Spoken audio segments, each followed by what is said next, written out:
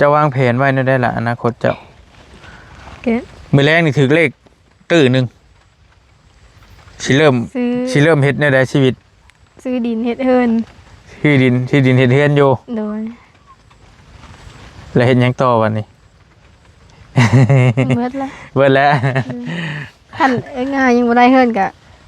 เฮ็ดเฮือนให้แล้วโดยเฮ็ดเฮือนให้เอ้ยง่าโดยแต่ห้องน้ำยังอยากได้ห้องน้ำอยู่เนาะกินฮอดแม่กินฮอดแม่โดย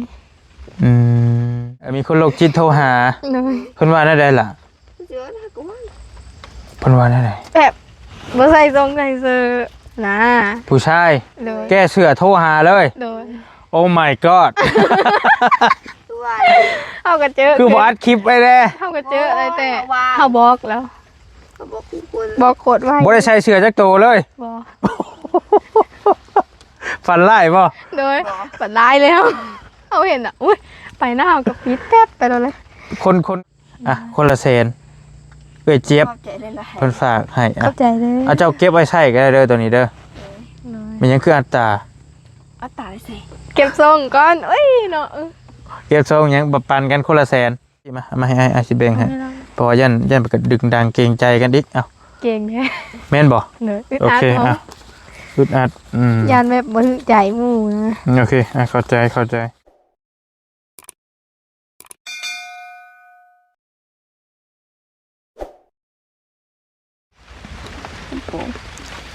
ตำโป่งเลยโอ้ยร้อนแล้วบาดนี้โอ้ยอย่าว่าเถอะนี่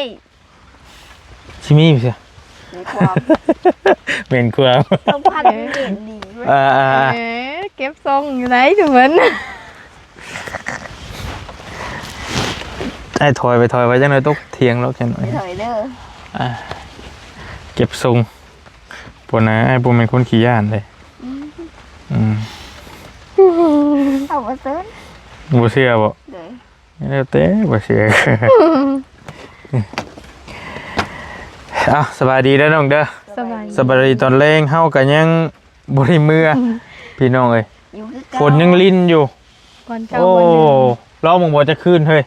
โอ้ยปลายแล้วกันจังว่าเป็นประวัติศาสตร์บ่จักหันดีประวัติศาสตร์อ้ายดิติลูกสาวที่เที่ยวตามอยู่ชายมันว่าอีกแล้วน้องคนว่าจ้างคนละล้านกับโบนอนอยู่นี่พี่น้อง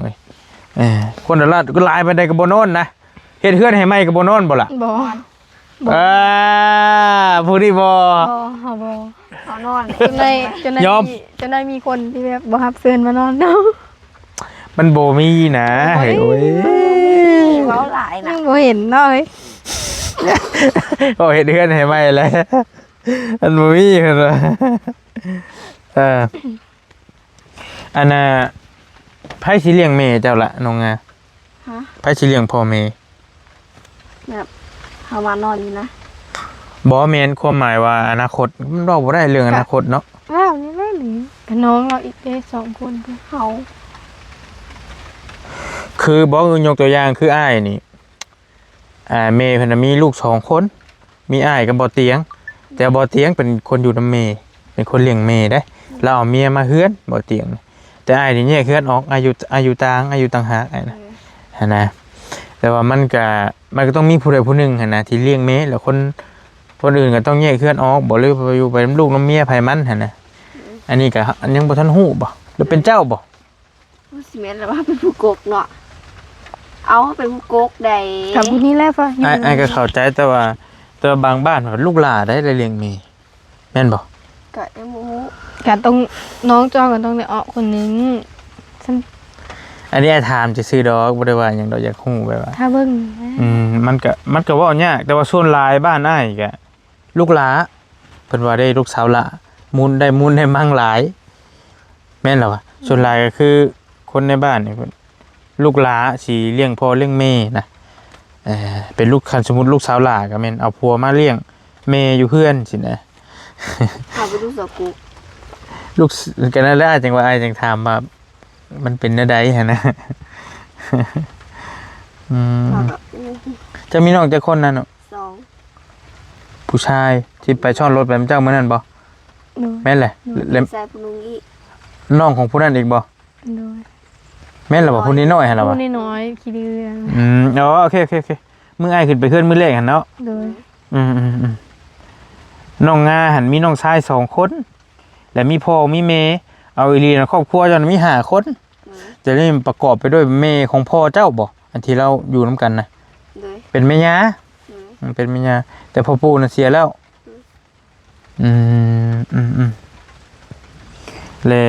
และมีป้าอีก2คนบ่2หรือ3ที่อยู่นํกันหั่นน่ะ สาม สอง ถ้านับแม่ตัวก็สาม เอาสอง บ่นับแล้วแม่เนาะ ก็สอง สอง ถ้านับแม่ก็ มีป้าผู้มาอยู่นี่มื้อนั้น เลย แล้วก็ป้าผู้เราหูตึงๆคันนี้เนาะ เลย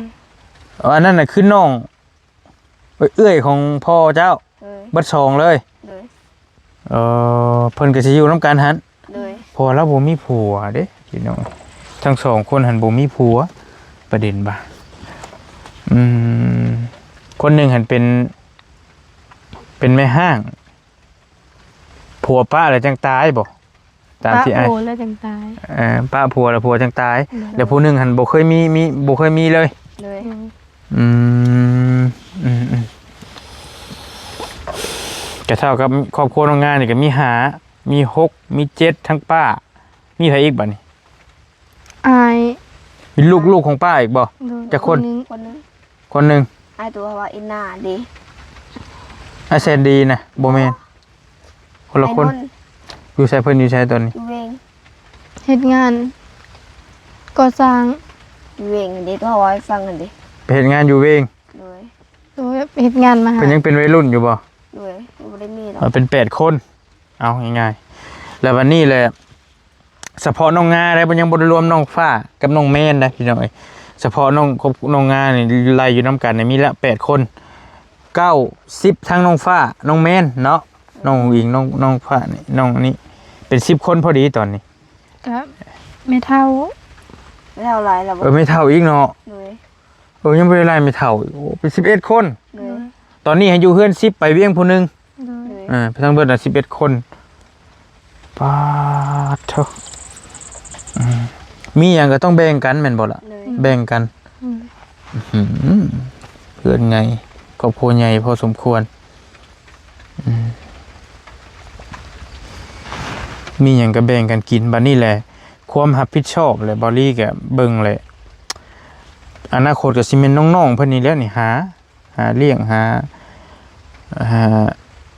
าเบิ่งแยงนะเพอแต่ละคนเพิ่นก็สินับมือเฒ่าลงแหละทางบรรดาป้าๆเพิ่นก็ได้เราก็หูตึงเพราะหูตึงเบิด2เลยเนาะอ้ายเห็นเนาะ โดย เบิด2คนเลยสิเป็นไปแนวใดเนาะเฮือนซานก็ยังบ่แล้วเฮือนโรงงานนี่ก็ได้บัดนี้เพิ่นคือน้องฟ้าหรือว่าน้องที่เฮามาเอิ้นน้องอุ๋งอิงนี่บัดนี้เพิ่นอนาคตน้องเพิ่นยังวางเวงอยู่ทางนี้ก็ได้ยังอยู่น้ำป้าอยู่นะ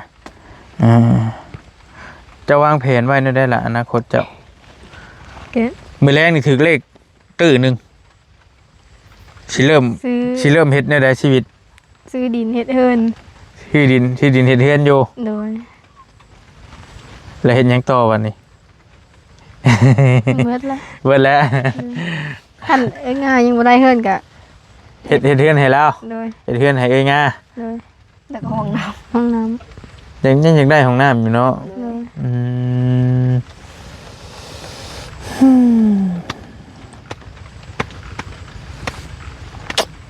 ห้องน้ำในสิว่าถูกบ่หรือว่าแพงก็บ่ถูกบ่แพงแล้วแต่เฮาเฮ็ดตกขุดคุมขุดหยังนี่น้องๆเพิ่นซอยกันขุดก็ได้อยู่แล้วตัวนี้ ได้ ซื้อท่อมาซื้อดินบล็อกดินหยังมาสร้างได้ไผสิเป็นสร้างบัดนี้ต้องจ้างสร้างอีกบ่ต้องโบกก็ได้นะก่อขึ้นซื่อๆเป็นลัก2นั่นแหละพี่น้องลัก20,000ไปประมาณ10ปลายล้านพุ่นแหละเพื่อสิได้นะ สิไปร้าน บ่ได้เป็นง่ายๆเลยล่ะไอ้ห้องน้ำว่าคือว่าถือคือบ่ถือจะได้จะมีไม้บ่ล่ะเอาประเด็นว่า ไม่ 48นี่ไม้ประมาณนี้ไม้เฮ็ดชุดหลังคามันน่ะ มี มีอยู่ เพิ่น โดย ลายบ่ เอ้าอ้ายบ่เห็นว่าค่ะ โตเมฮะบ่อันนี้มันเป็ดเบิ่น เวลาที่จื้อเว้ย ไม้แบบนี้ไหน มันมีประมาณ 4-5 เส้นก็ได้แล้วทำนี่ เลย เฮาบ่ซื้อมันก็ประหยัดลงอีกหั่นน่ะคันชั้นก็บ่ฮอดพุ่นก็ได้บัดนี้ค่าสร้างอีกหั่นน่ะสร้างซื้อเหล็กซื้อหยังมาก็บ่หลายไปแล้วดอกซื้อดินบล็อกหั่นแหละซื้อดิน ได้นอนเลยว่าวันนี้ สูงลงเชิงเลงแหละ เจ้าในน้ำเอื้อยห้องเราเอื้อยติ น้อย ปกติก็บ่ได้ห้องเอ้ยดอกห้องงานซื้อ ห้องงาซื่อ โดย ห้องกูห้องมึงบ่ ก็มี บาง เถ มื้อ อะ แล้วแต่จังว่าบ่ ตมอารมณ์ ไอ้คือเห็นว่าอันมันเป็นหมู่เพจก็คือว่าวันเกิดเจ้ามื้อวานนี่บ่แม่นบ่วะ บ่ วันเกิดในเพจสิบ่ เลย เ แต่4วันที่10เด้ที่24ผ่านมาแล้ว เลย วันเกิดเฮายังบ่ฮอดเดือน12วันที่5วันเบิดแล้ววันจันทร์หรือวันอาทิตย์ เอา เนี่ วั ย นศุกร์ เจ้าเกิดวันศุกร์ เลย เฮาเกิดวันจันทร์แต่ถือมื้อวันเกิดบ่ถือวันอาทิตย์บ่หรือวันเสาร์ โอ้ย กะยาแต่มื้อเกิดดีๆนะเกิดวันจันทร์ โดย เจ้าเกิดวันศุกร์ เลยก็เด็กก็วันศุกร์ วันที่หยัง ดีสี่เจ้าสี่ วันที่24วันที่24เดือน4 เลย เฮาวันเดือน12 เดือน12วันที่หยังล่ะ วันที่5 เดือน12นี่บ่แม่นเดือนธันวาบ่แม่นบ่ จักเฮาบ่ได้ฮู้จักเลยเด้แม่นที่บ่เนาะเมษาติ บ้าเมษามันเดือน5เดือน4เดือน5แล้วล่ะ โอ้ยยังบ่ฮู้เลย เป่าเค้กเคยเป่าเค้กอยู่ที่พากันเป่าเค้กอยู่ที่ เอาน่ะบ่เคย เราเคยอยู่เทื่อนึง ไผซื้อมาเป่าให้ แม่ แม่เจ้า โดย Happy birthday โดย to you ตอนนั้นเค้กบ่ได้แพงดี ก่อนเถอะเลย 25 เมตร80 บ่ตอนลืมๆเลยอันไหน ตัวเราซื้อตอนสิไปพลังคิด บ่ ได้ บ่ 80 แม่ แม่ น นบ่ ตอนนี้มันก็ก่อน ตอนนี้ 50ก็มีเดี๋ยวนี้ตัวนี้น้อยนะมีคือกันอยู่เชโนน บ่ตอนนั้นมันยังบ่แพง ย่าดอกเพื่อสิฮอดเว้ยปิดไปแทงดิ ยังหึงอยู่ยังหึงอยู่เพื่อสิฮอดพี่น้องก็บ่ง่ายนะก็อยู่ไปเนาะบ่คิดฮอดแม่เนี่ยบ่ล่ะน้องฟ้าคิดฮอดแม่บ่หรือคิดฮอดพ่อหลายกว่ากัน กินฮอดแม่ คิดฮอดแม่ โดย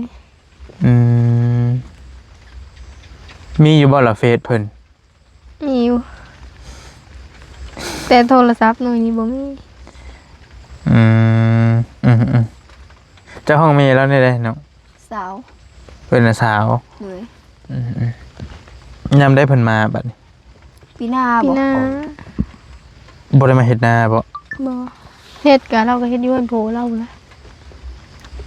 เจ้าก็ไปซอยอยู่บ่คันเรามา บ่ไป บ่ บ่ค่อยได้ไป เลย บ่ค่อยเว้าง่ายๆบ่ค่อยลื่นกันปานใดนะนี่เนาะ เลย บ่ค่อยลื่นกับผู้เป็นพ่อปานใด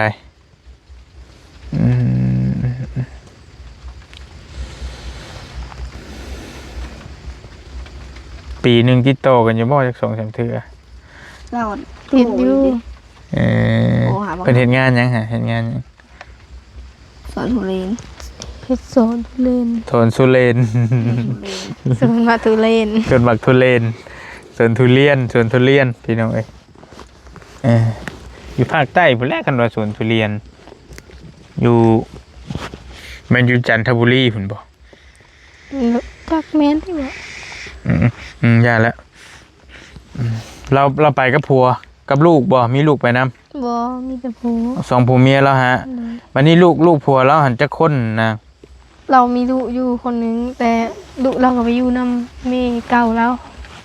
อ๋อแสดงว่าเราบ่ได้มีลูกตอนนี้นะ เลย พอห้างกับไม่ห้างนะว่าขออนุญาตนะมาเอากันผู้นั้นกับป้ากับเมียผู้นี้กับป้ากับผัวแต่กรณีว่าเมย์เพิ่นกับบ่ได้เพิ่นบ่ได้ฝากเงินมาให้เจ้าบ่ เจ้าเนาะ เคยฝากอยู่ โดย แต่ว่าเดี๋ยวนี้ยาแล้ว เออ เพิ่นเห็นอยู่บ่คลิปเจ้านี่เนาะ เห็น เราว่าเราเห็น เออ ใครอยู่ซะแสดงว่าเบิ่งอยู่ซั่นน่ะพี่น้องเอ้ยบัดนี้คันกรณีว่าบ่ได้ฝากมาให้กับเจ้าก็เอาน้ำป้านี่แหละที่ใส่ที่นะ โดยแบบมีแต่ผ้ากำนั่นแหละขอน้ำเราดูสุด ปลากรรม เลยปลา เราหัว ตัวเราเบาน้ำเจ้าอันนี้ ผู้เป็นชาวนะ โดยสดสนิท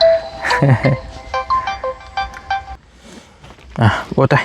พอดีโทรศัพท์น้องงาปกเป็กน้องฟ้าเนาะน้องฟ้า โดย งอกแงกหน่อยหนึงมีสายมีหยังเข้า FC เนาะ โดย FC ก็โทรมาลีไลน์บ่ล่ะ ร้ายโทรมาคู่มือ โอ้ เจ้างานเลยคือคนโลกจิน มีคนโรคจิตโทรหา โดย เพิ่นว่าได้ล่ะ เจอนะกูว่า เพิ่นว่าได้ แบบบ่ใส่ทรงใส่เสื้อนะ ผู้ชาย โดย แก้เสื้อโทรหาเลย โดย โอ้ my god ตัว เอากระเจอ คือบ่อัดคลิปไว้แล้ เอากระเจออะไรแต่เขาบอกแล้ว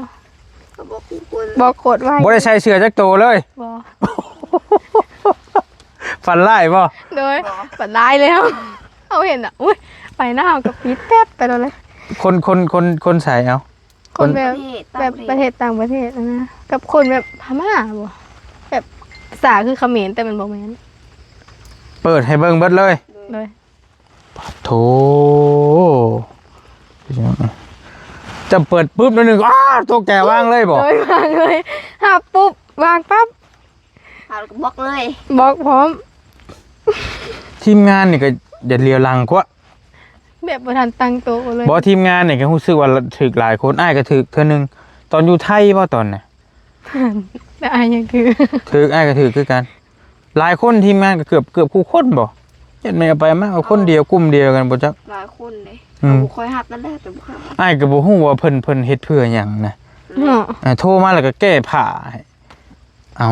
เพื่อบ่อายบ่อยากถาม เนาะเพื่อหยังหั่นน่ะก็บ่เข้าใจคือกันบางที่เขาแบบโคแบบเจอพวกเดียวกันดิ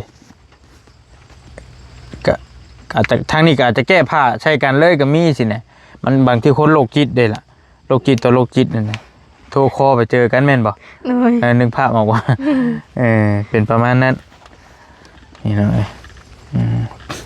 อะไรบัดนี้ไอ้ถามตัวนี้น้อยนึงอันไอ้เห็นเบาแก้วมอบเงินให้แบบอยู่วานนี่บ่เจ้าก็ได้ ได้ น้องงาก็ได้บ่ มือซื้อ มื้อซื่นบ่ มือวาน ว่านได้ใส่ น้องมือซื่นมือวานนี่บ่ได้มอบซื่นนั่นแหละ อืม เห็นแล้วลงคลิปวานนี่จะถ่ายแต่มื้อก่อนเหรอ เลย โอเคแล้วบัดนี้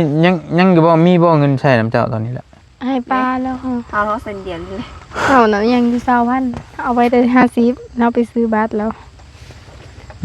ก็เอาให้ป้าหมด ป้านี่คือเมียน้องงานี้ บ่ปากร ป้ากรรม ซ้ำแม่เฮาแล้วเรานะ ป้าผู้มามื้อนี้บ่แม่นบ่ผู้เป็นโสดนะบ่ กับผู้เป็นโสดนั่นแหละ โอ้ เอาได้เท่าใดเฮาก็เอาให้แต่เราเลย แล้วเจ้าก็ขอมแล้วบัดนี้ เลยให้น้องนี่ก็เอาบ่อยากกล้าปานใดเฮา แต่เราก็ให้อยู่ ให้ ความหมายเรากับบ่มีคือกัน เราก็เก็บไว้ เลย เราอยากใช้ เราใช้เราก็ใช้แบบซื้ออหย่างมานี่นะ ซัมเมเจ้า เลย เป็นแม่คนหนึงเลยนะ กว่าแม่อีก ว่าแม่คนหนึง รอได้คำเดียวเลยกว่าแม่อีก บรรยายอธิบายให้อ้ายฟังนี่แบบใดคุณงามความดีของเรา จะลองเล่าเบิ่ง แบบเราตื่นมาเราก็เฮ็ดกินเฮ็ดหยังไว้ให้เลยอะนะครับ ไว้ให้ชุมเจ้านี้ เลยแล้วเราก็ไปเฮ็ดเวะเรามาเราเห็นเขายังนอนอยู่เราก็ปลุ๊บบางเทอเราก็ยังซักเคิงให้ อืม เนาะกว่าแม่อีกแบบ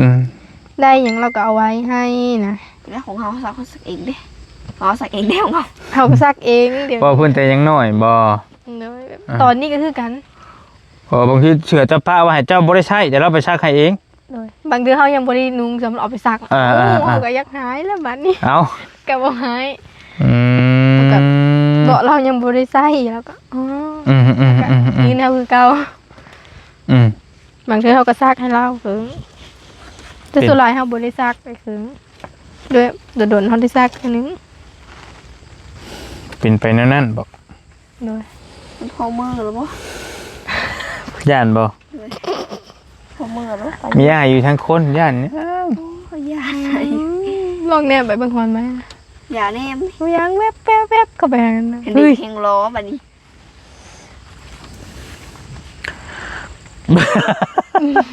เราคล้องแล้วบัดนี้ คันว่าอยู่หน้าตอนนั้นน้องเพิ่นบ่ได้ชวนนะพี่น้องเอ้ยอยู่หน้าพี่เริ่มชวน เริ่มร้อน อะไรพ่อมือดิพี่คนหนาวลูก ๆคิดเองเดี๋ยวหน้าเดี๋ยวหลังอยู่ อุ้ยมันก็บ่แนมก็ได้ บ่แนมดงบ่อยากแนมบ่เลย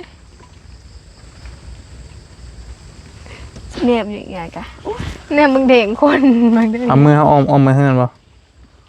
อ๋อมันรถพี่ อาจจะมาบ่อยากพาพี่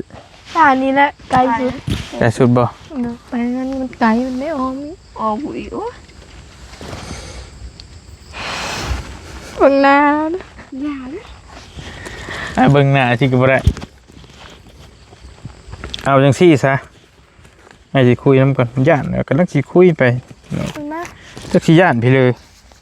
โอ้ยสิเอาเงินให้นี่ยังย่านอยู่ ดีขนาดนั้นเยี่ยมยัง ยุกกะระแวงเลยเนาะเพิ่นเว้าเลย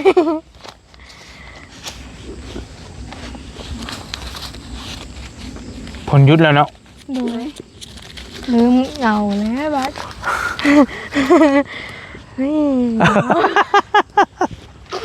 เย่เป็นเนี่ยเป็น เอาก็เยี่ยมเลยเนาะ เมื่อก่อนบ่ใช่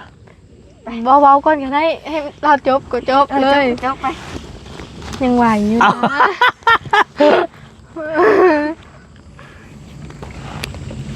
บ่แม่นอันนี้บ่ย่านนะโอ้ยสิมีไปสั่งเด้ เฮ้ยบ่ย่านดอกคำนี้ สิมีพี่เลย ย่า อยู่ทั้งคนมีจังกลัว พี่พาวิ่ง งานเอาวะแล้ว จะไปตัวเด็กกดไปเนาะ เบิ่งอาสิเบิ่ง เล่นน่ะเสียงคนยังมีอยู่ ไม่คุยกับพระ สิปานนั่นบ่ล่ะเจ้าก็ได้ปานนั้นว่าให้นอนคืนหนึงอยากได้เฮือนว่าล่ะ จักสิเล่นปะเฮินก็บ่จัก จักสิว่าได้ใดอ้ายก็เข้าใจเจ้าอยู่แล้วมันก็คือฮู้แหละตาฟ้า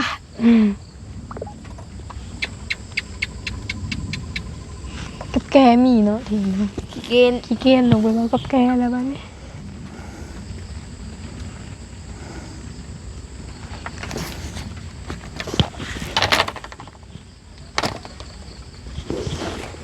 เสียงคนจะเซลอยู่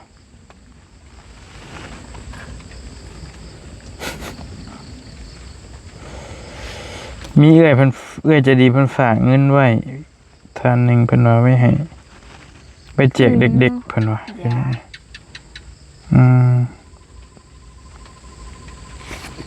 เอื้อยพี่เจี๊ยบเอื้อยเจี๊ยบเพิ่นฝากเงินไว้นำบริ300 บาทฮะจะเบิ่งฉันก่อ อ๋อก็ โมนี่ก็ได้ ฟังไงว่าก่อน โดย เอ้ยเจี๊ยบ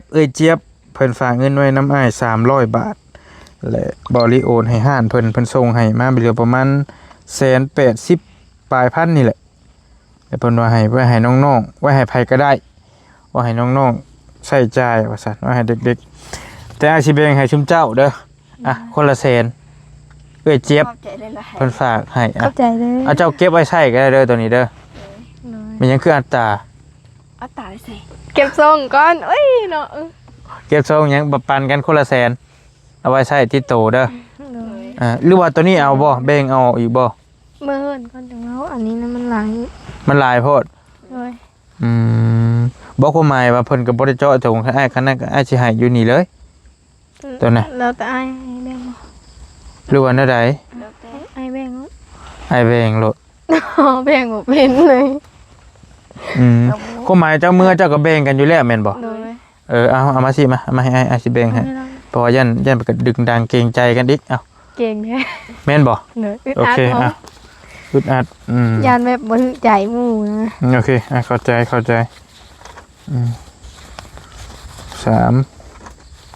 4 550บ่ล้านเอสแมนอยู่บ่1 2 3 4 5โอเคเอาคนละ550เอาน้องไง แล้ววันนี้แหละก็เจ้าอยากฮักเก็บไว้ก็ได้แล้วที่เหลือให้แม่บ่ให้มันก็แล้วแต่น้องฟ้า ใจ เด้อหรือเจ้าสิเอาออกไว้ใช้ก็เอาไว้เด้อ โดย ผู้ใหญ่เพิ่นก็ลิตนชุมเจ้าหั่นแหละแล้วบัดนี้แหละอ้ายก็เข้าใจแบบว่า เจ้าให้แม่แล้วบัดสิกล้าสิขอนำเพิ่นก็บ่กล้าขอ เลย นั่นก็เข้าใจก็แบ่งไว้เด้อคนละแล้วแต่ชุมเจ้าดอกน้องอยากฮักไว้สมมุติว่าสิให้ป้าเก็บไว้300,000 400,000บ่ก็แล้วแต่แล้วที่เหลือเจ้าก็เอาไว้ก็แล้วแต่ก็บ่ได้มีแนวใช้ติ อ๋อ มีหยังแนวจำเป็นใช่ซะ มีแต่ว่าโทรศัพท์ พิจบัตร บัตรเติมเงินเนาะคันบัตรเติมเงินหันลักเก้าบ่ เลย เติมตั้มไปบาทเดียวเลย200,000จบเดือนหนึง แพง มันแพงเนาะ จุ่มเติมเทื่อละ10,000แม่นบ่ เลย จักมื้อเอาบัดนี้10,000 3 มื้อ 4 มื้อบางคือกัน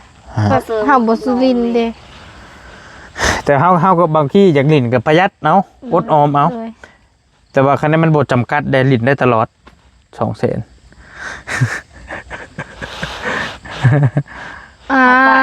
จำลินเบิดปีมาจาดเลยบ่ สองเดือนหนึง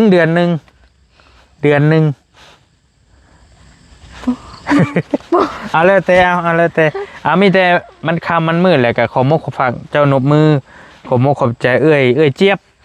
เพิ่นอยู่ทางฝั่งไทยเด้อ ใจเด้อไอ้เจี๊ยบขอให้เจ้าอยู่ดีมีแห้งสุขภาพแห้งๆร่ำรวยเด้อ โดยอ่ะ เอาเติม เอาน้องง่ายบัดนี้ ขอบใจเลยเจี๊ยบขอให้สุขภาพแข็งแรง โดย ขอให้รวยกับเก่า ขอให้ร่ำให้รวย ขอให้ร่ำให้รวยกับเก่า โดยปรารถนาสิ่งใด พัฒนาสิ่งใดขอให้ได้สิ่งนั้น โดยสาธุโอเคไปเมื่อเริ่มรู้สึกว่าเจ้าเลี้ยวหน้าเลี้ยวหลังนะไอ้กัน เขาเหลียวตั้งแต่ตอน5 โมง โอ้ยไปจะกลัวทำไมเจ้าเอาเงินเอาขนมจะมาเอาขนมมาแบ่งกัน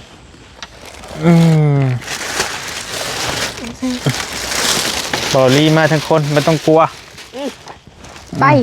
จะพา ทะเลนแบบนี้ พาเลนเสียงรถเซลอยู่นะย่านไปเลย อยู่ตะไก่ผูกเขาผูกกะเลยหรอก ขึ้นมาลงมาขึ้นมาว่าฉันไอ้กระลอนไปเรื่อยๆเลย ลงบนไทยขึ้น เอาเราจะขึ้นกัน เขาจนกลับเขาจนย้อนกลับคืนเลยเขาจนย้อนกลับไปบนเก่าโอ้ยเนาะ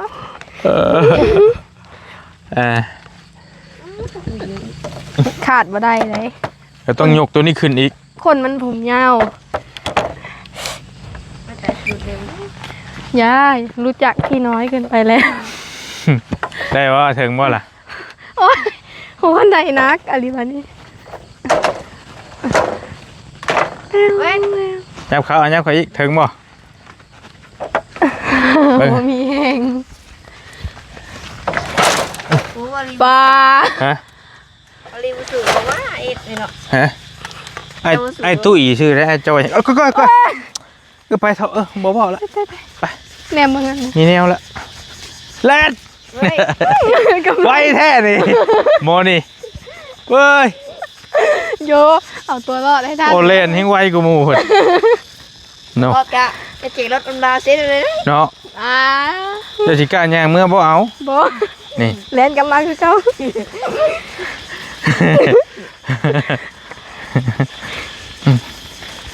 ไปการเฮ็ดพวกไป ไอ้พวก เฮ็ดปวกหรือเฮ็ดตาบ เฮ็ดพวกเขาเจ้าก้านเอาได้ดิพี่น้อง โอ้ยยัง อันนี้ไอ้ว่ายันผลลิ้นเฮ็ดปวกแหละนี่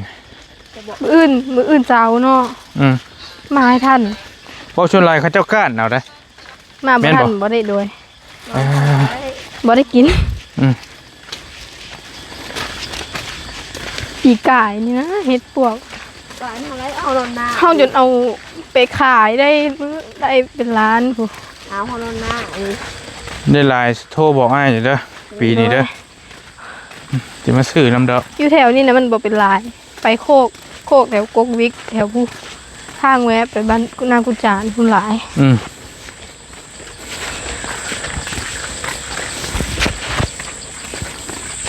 ส่วนหลายเขาจะนิยมก้าน การกันได้ แต่ว่า หากลางเว้นบ่ทันกันจะเข้า ไป ใจ หากลางเว้นน่ะต้องมาบินไปทางใดก็เห็นแต่คนหาเฮ็ด อืม เรื่องเด็กนี่ต้องหัวถึงห้องขับไปหามึงได้แถม อันนี้ยามหน้าเพิ่นนอนบ่นี่ล่ะ นอน นอนคือกันติ เลยนอนเมื่อเลยแถวนี้ แต่ว่ามันมีโดนกั้นกันเนาะ เลย ทางนั้นก็ได้ เด่นนะเด่นใครมึงถือตูแหกเรียบร้อย อ๋อ คือก็ เองก็สิเล่นไปคนละหน้าน้องอื่นน้องตา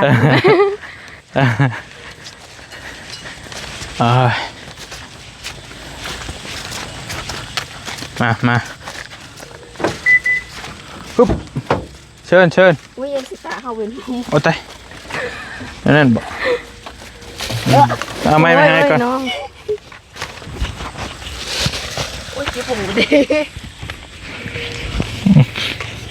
โอเคไปกับคอโตวเดินทางมาส่งน้องๆเพิ่นก่อนบัดนี้ก็ได้ มาคุยกันกับน้องๆเพิ่นอยู่เที่ยงนี่แหละ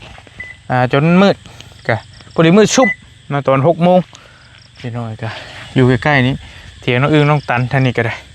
พอฝนตกก็พอดีออกมาฝนเศร้าพอดีแล้วก็มอบเงินให้ทางน้องๆเพิ่น2 คนมีทั้งเจี๊ยบเพิ่นฝากเงินไว้ว่าซั่นเนาะผมบ่เข้าใจได้หลายเด้อทั้งเจี๊ยบแล้วก็มอบเงินให้น้องๆเพิ่นแล้วคนละแสน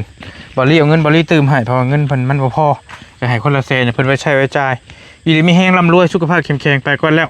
บ๊ายบาย